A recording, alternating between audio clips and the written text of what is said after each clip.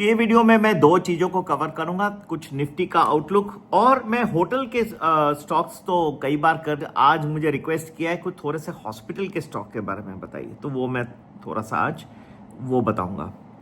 C friends, hospital stocks have been doing very well as you know. Apollo hospitals लीजिए, बहुत सारे नए नए यथार्थ हॉस्पिटल लीजिए, काफ़ी अच्छा परफॉर्मेंस रहा है क्योंकि प्राइवेट कैपेसिटी बन रही है, डिमांड ऊपर है, हेल्थ केयर की तरफ ध्यान ज़्यादा होते जा रहा है। बट देर इज़, मेरा वीडियो बनाने का ये नहीं कि आप अपोलो हॉस्पिटल ये सब तो ठीक है, आप ले ही रहे हैं, मैंने भी एडवाइस की है टाइम टू टाइम, और लेकिन there is a new dichotomy that is looming on the horizon for India's private hospitals. मैं आपको समझाता हूँ।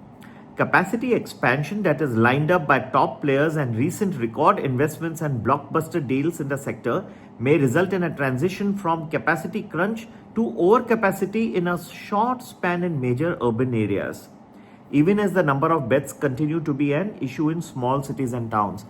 आपने देखा होगा जैसे बॉम्बे में है, मेट्रो सिटीज़ है, वहाँ तो कोई नहीं चाहेगा हॉस्पिटल खरीद करो। मेदांता एक बहुत बड़ा सेटअप कर रहा है, अपोलो भी बड़ा सेटअप कर रहा है, तो कौन नहीं चाहेगा बेड लगाते जाओ। और मरीज तो है ही है, इतना पोल्यूशन है, इतनी बीमारियां हैं, इतना वर्क स्ट्रेस मुझे भी है, आपको भी होगा। मैं भगवान ना चाहे, लेकिन है तो सही, कोई भूल तो नहीं सकता। So according to estimates by the leading healthcare consultants and industry experts, more than 50,000 beds are likely to be added in the organized hospitals in the next 3 to 4 years. ठीक है, with chains like Apollo Healthcare, Aster DM Healthcare, Fortis Healthcare and Max Healthcare leading the way. सब खुल गए, सब आ गए, दबाते जा रहे हैं बेड के पीछे बेड। लेकिन क्या अफोर्डेबिलिटी को कौन देखेगा? इनके तो रेट्स इतने लंबे लंबे हैं, अफोर्डेबिलिटी प्रॉब्लम्स परसिस्ट, लेकिन सिचुएशन थोड़ी इंप्रूव हो रही है। While the addition of more beds can help close the gap in India's poor bed to patient ratio, 1.4 beds to 1,000 people, इतना खराब रहा है हमारा बेड टू पेशेंट। 1,000 लोगों के लिए एक 1.5 बेड है। अब वो बोलेंगे 1.5 बेड क्यों, या तो एक होगा या तो 2 होगा, ये कैलकुलेशन है भैया, मुझे मत परेशान करें, ट्रोलर बहुत परेशान करते हैं already. Data shows that 75% of the health care infrastructure in metro cities is catering to 1/3 of their population. The World Health Organization WHO recommends about 3 beds per 1,000 people. तो आधा हो गए, और 1.5 नहीं 1.4 है। और वर्ल्ड हेल्थ ऑर्गेनाइजेशन बोलता है कि कम से कम आपको 3 बेड रहने चाहिए 1,000 लोगों के ऊपर। Indian public health standards recommend a minimum of 1 bed, desirably 2। क्या करें, गरीब देश है।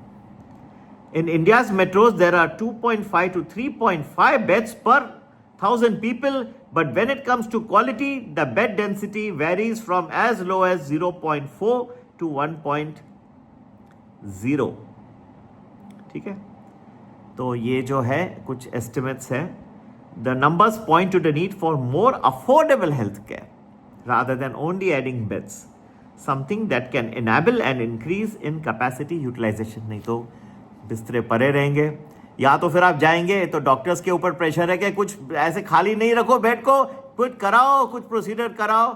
ब्रोकरेज फर्म के पास जाओगे तो प्रेशर आता है, वहां पे लोग उनको ऊपर प्रेशर डालते हैं जो उनके लिए काम करते हैं कि अकाउंट्स खुलाओ, लोगों से ट्रेडिंग कराओ ताकि हम कमीशन बनाए। ये भारत का स्टेट होते जा रहा है। सिर्फ क्रिकेट के मैदान में जीते नहीं, एक दूसरे के साथ व्यवहार अच्छा रखिए।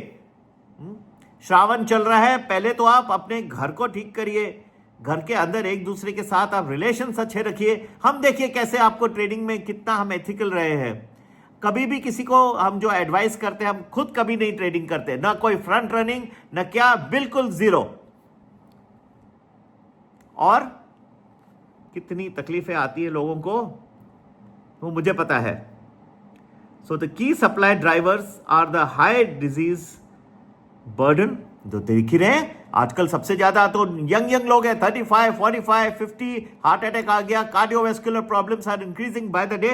इतना स्ट्रेस है, पैसे बनाना, खर्चे क्या हैं आप देखिए तो।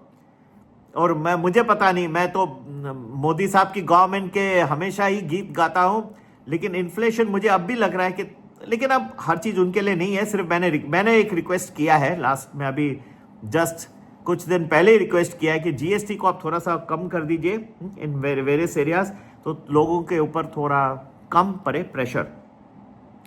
की supply drivers are the high disease burden, expanding middle class and unlocking of demand for the bottom of the pyramid through social insurance.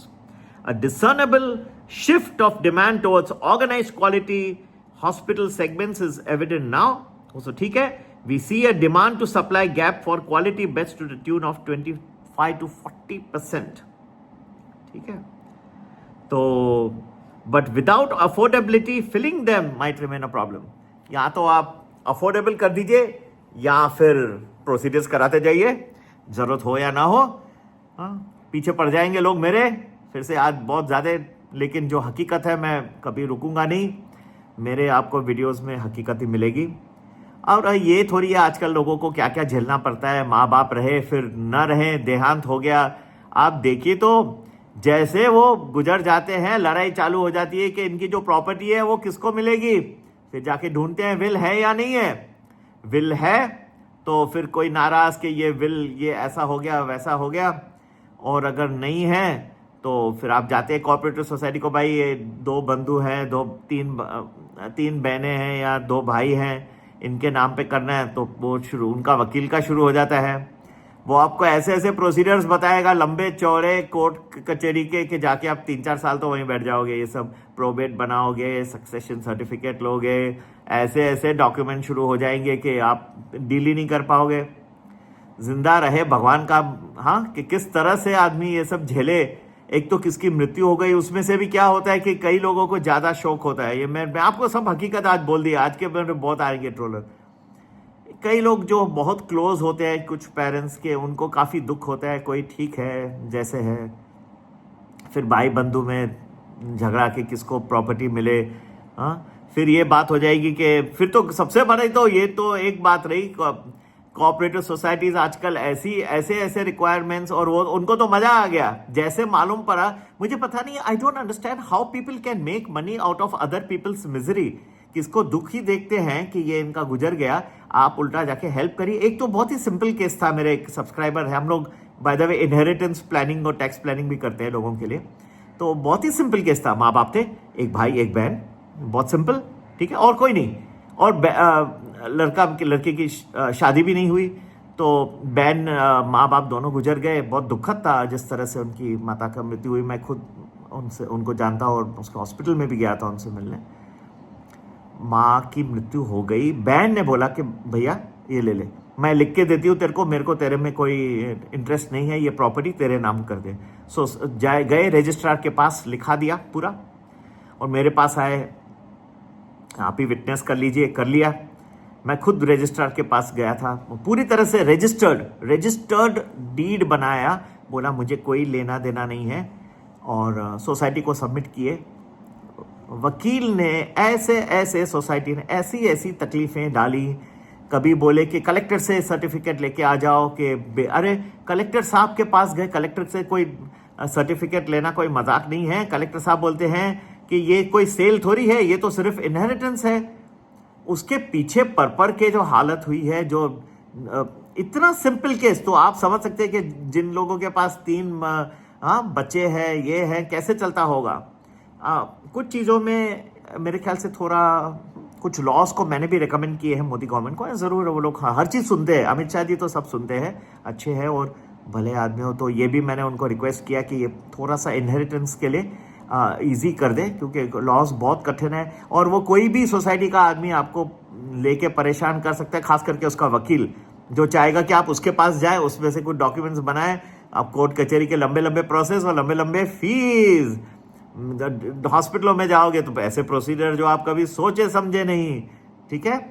Broker को पैसा बनाने की कोशिश करोगे, ये सब खर्चे बढ़ूं कैसे, ब्रोकर को ढूंढे या कहाँ पे किसको फोन लगाया, तो आपको आपसे ऐसे ऐसे ट्रेडिंग कॉन्स्टेंटली कराते जाएगा ताकि वो ब्रोकर। इसके लिए हम जो अपनी जो भी एडवाइजरी करते हैं, मैं कोई ब्रोकर रेकमेंड नहीं करता हूँ। जिससे भी चाहिए करिए, एंजल से करना है एंजल से करो, जीरोधा से करना है जीरोधा से करो, जिसका भी। मैं किसी का प्रेफरेंस नहीं देता, मुझे कोई पैसे कोई देने वाला नहीं है, मुझे चाहिए भी नहीं। मुझे आप लोगों का आशीर्वाद दीजिए, और इनमें से आपको कोई भी चीजों की दिक्कत हो, चाहे आपको इन्वेस्टमेंट्स के लिए पूछना हो, या आपको टैक्स प्लानिंग करनी हो, या आपकी इनहेरिटेंस में आपको कोई दिक्कत आ रही हो, तो 9820861044 इस नंबर पर प्रेम से मुझे फ़ोन करिए या व्हाट्सएप करिए पहले, फिर मैं आपको टाइम देके बात करूंगा। नमस्ते, जय हिंद, जय भारत।